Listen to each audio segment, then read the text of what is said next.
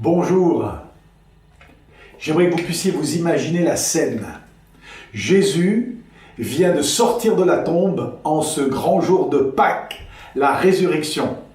Jésus sort, mais par contre, les disciples, eux, ont décidé d'aller s'enfermer. Fermer la porte. Alors pour ceux qui sont de la porte ouverte, il y avait des chrétiens, il y a très longtemps, qui vivaient dans la porte fermée. Enfermés derrière une porte fermée, probablement à double tour. Les disciples ont terriblement peur et ils se sont enfermés dans une maison. On ne sait pas où exactement, mais ils sont là, enfermés avec la peur au ventre. Parce qu'ils se disent, si jamais les chefs juifs nous trouvent, ils vont peut-être nous faire subir ce qu'ils ont fait subir à notre Maître Jésus 3 jours plus tôt. La peur d'être attrapés par les chefs religieux les a poussés, tous les disciples, sauf Judas évidemment, qui s'est pendu, à se retrouver dans une maison.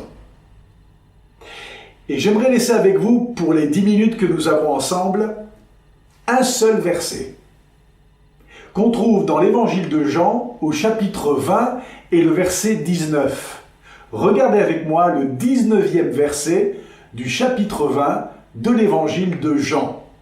Je lis ceci. Le soir de ce même dimanche, les portes de la maison où les disciples se trouvaient rassemblés étaient fermées, car ils avaient peur. Ils avaient peur. Peur des chefs juifs. Jésus vint. Jésus vint. Alors se présenter au milieu d'eux, et voici ce que Jésus leur dit aux disciples. Que la paix soit avec vous. Que la paix soit avec vous. Jésus vint. Et j'aimerais commencer, zoomer sur ces deux mots. Jésus vint. Comment est-ce que Jésus a trouvé l'adresse où se trouvaient enfermés les disciples? J'en sais rien, mais il est Dieu. Donc il a trouvé exactement où étaient réfugiés les disciples apeurés. Jésus vint. J'imagine que quand Jésus est arrivé, les disciples, surpris, choqués, ont dû se dire, mais il a fait comment pour nous trouver? Ou il a fait comment pour rentrer dans la maison puisque la porte est fermée à double tour?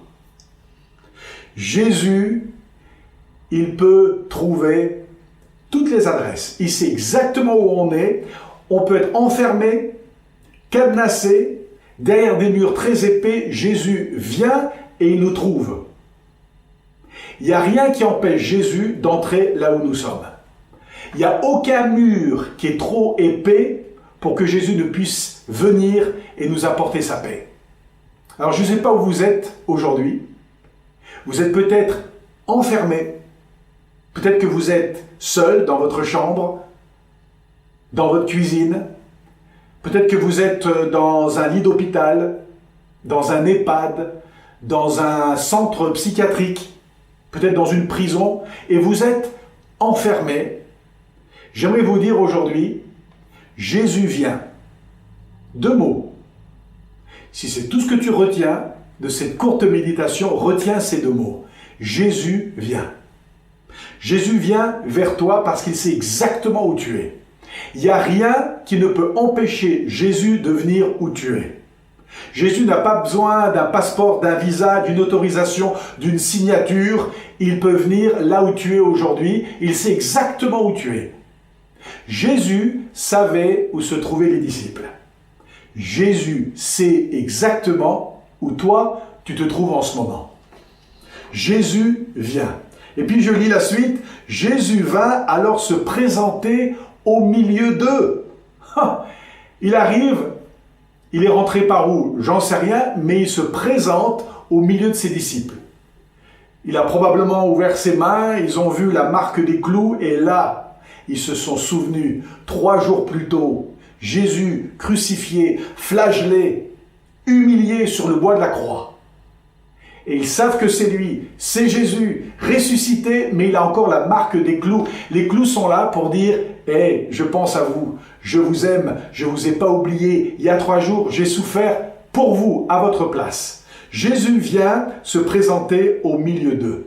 Alors je me suis imaginé la scène, c'est pas écrit comme ça dans l'évangile, mais je me suis imaginé les disciples, là, dans cette maison, enfermés, apeurés, la peur au ventre. Jésus arrive. Alors ils se sont peut-être dit, avec la tête baissée, ils se sont peut-être dit, aïe aïe aïe, on va recevoir une de ces raclées. Quand ils ont attrapé Jésus, là dans le jardin de Gethsémanée, on a fait quoi les gars? Eh bien on est tous partis, on a eu peur. On avait dit à Jésus, on sera avec toi jusqu'au bout. On sera tes disciples jusqu'à la fin. Et là, quand cette bande d'armées, armées de bâtons, sont arrivées dans le jardin, qu'est-ce qu'on a fait? On a pris la fuite. Imaginez que Jésus regarde ses disciples et leur dit, mais quelle bande de losers vous êtes. Au moment où j'avais besoin de vous, vous vous souvenez là, il n'y a pas longtemps, il y a quelques jours en arrière là, dans le jardin, vous vous souvenez? Heureusement que Jésus ne parle pas comme un chef d'entreprise qui a vu son entreprise faire faillite. Quand Jésus arrive au milieu de ses disciples qui ont honte, terriblement honte, d'avoir fui, d'avoir abandonné Jésus. Il était seul sur la croix. Et c'est à ce moment-là que Jésus regarde ses disciples. Alors il fait un tour d'horizon, je l'imagine. Il regarde Pierre. Alors Pierre, à mon avis, sur la bande de disciples, c'est peut-être celui qui a la tête vraiment, vraiment baissée. Parce que lui, il a vraiment eu tout faux. Il avait dit, « Ouais, je serai avec toi, Seigneur, tu peux compter sur moi. » Jésus regarde Pierre. Il tourne son visage et il voit Philippe. Il voit Jude, Barthélemy, tous les disciples. Il devait y avoir un silence de mort dans cette maison. Et Jésus prend la parole et au lieu de les condamner, au lieu de les écraser, au lieu de les humilier, Jésus leur dit « Que la paix soit avec vous. »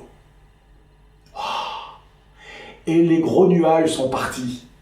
Leur cœur a commencé à battre de nouveau avec la paix et la joie et l'espérance. Que la paix soit avec vous. C'est ce que j'aimerais vous dire aujourd'hui. Vous êtes peut-être enfermés dans vos pensées. Vous avez peut-être terriblement peur. Jésus vient et il vous dit « Je te donne ma paix. » Pas comme la paix que le monde donne. Cette paix-là, elle ne dure pas. Elle est éphémère. Mais je te donne une paix qui va te permettre de vivre dans la paix tous les jours de ta vie, jour et nuit. Que la paix soit avec vous. Voilà ce que Jésus fait quand il vient chez nous. Il nous donne sa paix. Vous savez, j'ai visité de nombreuses maisons dans de nombreux pays. Il y a des gens qui ont, vous savez, des statues à la maison ou un dieu, mais ils n'ont pas la paix. Ils ont peut-être un porte-bonheur ou un gris-gris ou un médaillon d'un saint, mais ils n'ont pas la paix. Alors peut-être qu'ils ont un petit hôtel comme on voit partout en Asie, où on offre des offrandes aux esprits pour les apaiser. Ils ont tout ça, mais ils n'ont pas la paix. Parce que seul Jésus peut donner la paix. On peut avoir toutes les religions du monde et être tourmenté. Mais le jour où on invite Jésus au centre de notre vie, il nous donne la paix.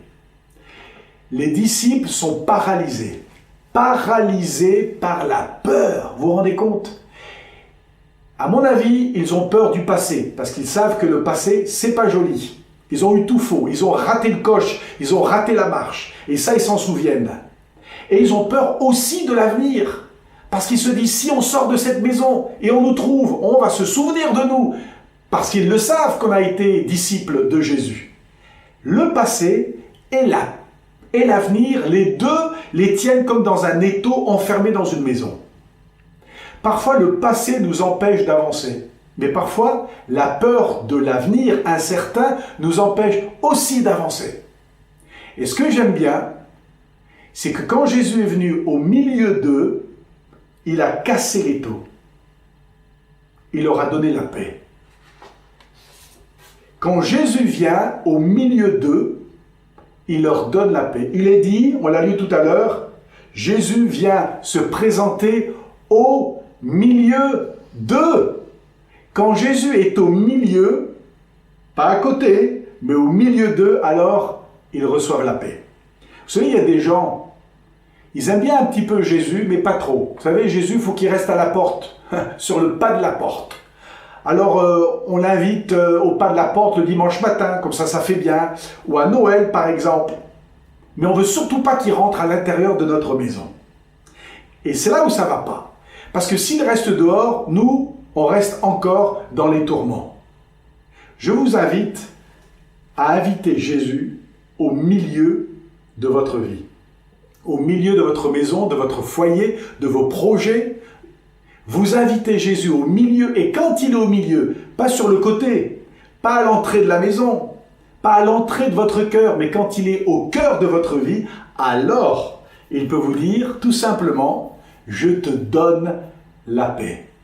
J'aimerais terminer par cette courte histoire. Elle s'est passée, alors c'est peut-être parce que je suis en partie anglais que j'aime bien cette histoire. Elle a eu lieu en Angleterre pendant la Deuxième Guerre mondiale. Le roi d'Angleterre, à l'époque, quand il s'est rendu compte des dégâts qu'avaient provoqués les bombardements allemands sur la capitale de Londres, le roi d'Angleterre a décidé d'évacuer les enfants des quartiers qui avaient été bombardés dans la capitale. Beaucoup de ces enfants avaient perdu un parent ou deux parents, c'était terrible. Et le roi s'inquiétait pour ses garçons et ses filles. Alors il a ordonné que tous les enfants des quartiers bombardés de Londres s'en aillent dans les gares et des trains allaient les prendre pour les emmener dans les campagnes anglaises où les familles d'accueil allaient recevoir ces enfants. Imaginez la peur dans le cœur de ces enfants. Je lisais l'histoire de ce garçon et de sa petite sœur avec leur petite valise à la main et ils arrivent à l'une des gares de Londres. Leur quartier a été bombardé, ils ont encore à l'esprit les bombardements des avions nazis. Et ils ont peur.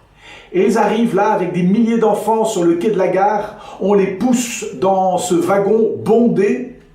On sent l'atmosphère très lourde, la peur, et ils sont enfermés dans ce wagon. Et tout d'un coup, la petite, elle commence à pleurer. Et elle serre très fort la main de son grand frère, mais elle ne peut pas s'empêcher de faire tomber les larmes sur ses joues. Et le grand frère, qui n'est pas beaucoup plus grand que sa petite sœur, il la prend par le cou, il essaie de la consoler, mais la petite, elle pleure et elle dit à son frère, « Je ne sais même pas où on va. » Et le garçon regarde sa sœur et lui dit, « Moi non plus, je ne sais pas où on va. » Mais le roi, lui, il le sait. Alors, t'as rien à t'inquiéter. J'aimerais vous dire aujourd'hui, le roi des rois, il sait où vous êtes. Vous n'avez rien à vous inquiéter. Votre avenir est dans sa main. Jésus veille sur vous et il vous donne aujourd'hui sa paix. Seigneur, merci pour mes frères et mes sœurs. Je te prie pour ceux qui sont enfermés dans leurs pensées comme une prison intérieure, fermés à double tour. Je te prie, Jésus, qu'ils puissent t'accueillir dans leur cœur, dans leur foyer, dans leur couple, dans leur vie. Et quand tu viens au centre de nos vies, tu nous dis ce que tu as dit il y a 2000 ans, en ce dimanche soir de la résurrection. Je vous donne ma paix.